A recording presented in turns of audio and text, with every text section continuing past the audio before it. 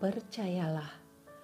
Bacaan diinspirasi dari Injil Yohanes bab 20 ayat 24 sampai 29. Pada hari Minggu Paskah, ketika Yesus menampakkan diri kepada murid-muridnya, Thomas, seorang dari ke-12 murid yang juga disebut Didimus, tidak ada bersama-sama mereka. Maka kata murid-murid yang lain itu kepadanya, "Kami telah melihat Tuhan."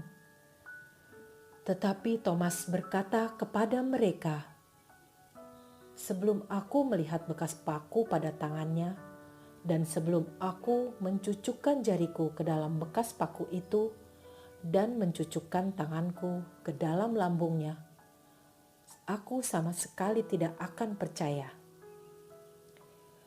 8 hari kemudian, murid-murid Yesus berada kembali dalam rumah itu dan Thomas bersama-sama dengan mereka. Sementara pintu-pintu terkunci, Yesus datang. Ia berdiri di tengah-tengah mereka dan berkata, "Damai sejahtera bagimu."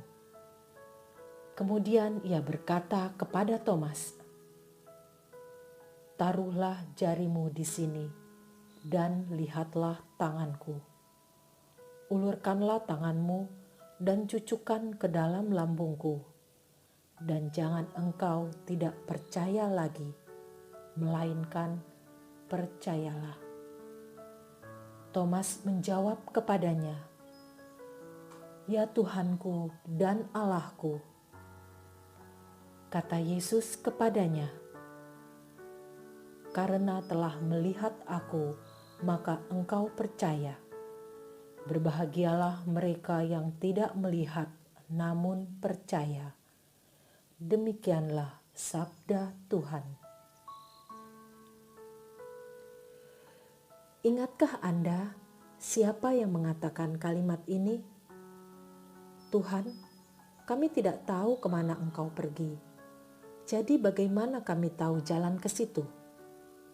Ya, dia adalah Thomas yang dengan pikiran sangat logis dan telah berkali-kali mengalami kekecewaan, menjadi tidak mudah untuk percaya. Thomas adalah murid yang kritis, menggunakan akal sehat, spontan, dan berani menyampaikan pendapat berbeda. Ketika murid-murid lain berkata bahwa mereka telah melihat Tuhan, Thomas memberi reaksi berbeda. Dia tidak akan percaya sebelum dia melihat bekas paku pada tangan Yesus, mencucukkan jarinya ke dalam bekas paku itu, termasuk ke dalam lambung Yesus yang telah ditombak, karena Thomas hadir saat peristiwa pembantaian Yesus terjadi. Namun Yesus sungguh mengasihi Thomas dan secara spesial mengatakan agar Thomas menaruh jarinya pada bekas paku di tangannya dan mencucukkan jarinya ke dalam lambung Yesus. Seolah menemukan sebagian dari jiwanya yang hilang bersama kematian Yesus, Thomas menjawab, "Ya Tuhanku dan Allahku." Yesus pun berpesan agar manusia percaya. Berbahagialah mereka yang tidak melihat namun percaya.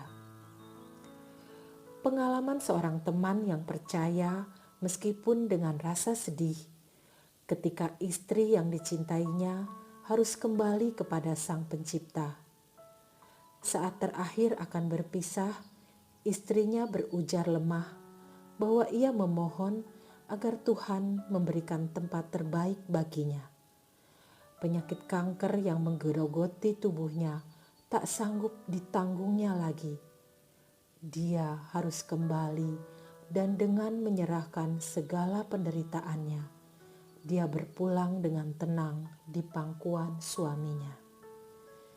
Hingga kini suaminya menjalani hidup dengan baik dan dalam suatu mimpi dia melihat dan percaya bahwa istrinya telah berbahagia bersama Bapa, penuh damai sukacita.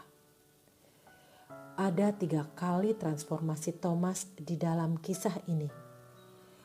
Pertama adalah Thomas yang kristis dan logis.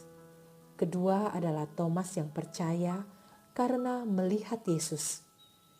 Ketiga adalah Thomas yang percaya meski tidak melihat Yesus dan memberitakan Injil kemana-mana. Maukah kita menjadi Thomas yang ketiga? Mampukah kita melihat kehadiran Kristus dan percaya serta menjadi saksinya meski berbagai persoalan hidup menerpa? Ya Yesus, terima kasih atas kehadiran Rasul Thomas yang kami peringati hari ini.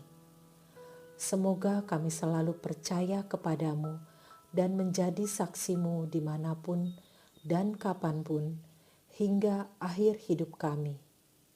Santo Thomas, doakanlah kami. Amin.